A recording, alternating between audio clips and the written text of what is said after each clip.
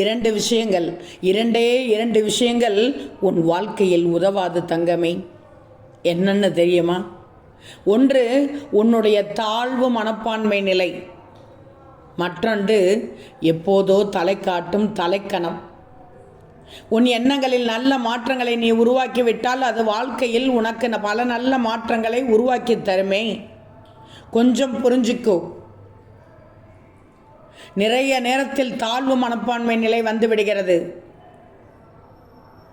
சாயின் பிள்ளை தலைக்கணம் பிடித்த பிள்ளை அல்ல. ஆனால் ஒரு சில நேரத்தில் உன்னையும் அறியாமல் ஒரு சிலரால் உனக்கு அந்த தலைக்கணம் வந்து விடுகிறது.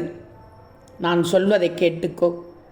உன் எண்ணங்களில் நல்ல நல்ல மாற்றங்களை நீ உருவாக்கி கொண்டால் அது வாழ்க்கையில் உனக்கு பெருத்த மாற்றங்களை உருவாக்கி தரும். வாழ்க்கையில் தோல்விதான் தங்க சாயி அதிகம் இருக்கிறது என்று சொல்லாதே.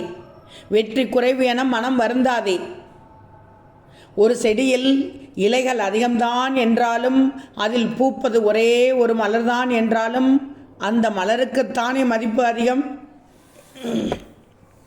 எனவே என் பிள்ளையான நீ சற்று பொறுத்திரு. உனக்கான காலம் கனியும்.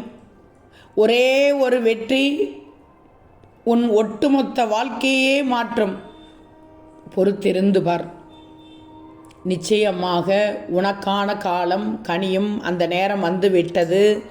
அந்த கனிந்த நேரத்தில் கிடைக்கும் வெற்றி தான் உன்னுடைய ஒட்டுமொத்த வாழ்க்கையே மாற்றப் போகிறது. கவலையே படாதே.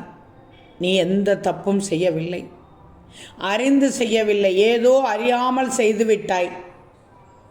அந்த சின்ன சின்ன தப்புகளை எல்லாம் மறந்துவிடு.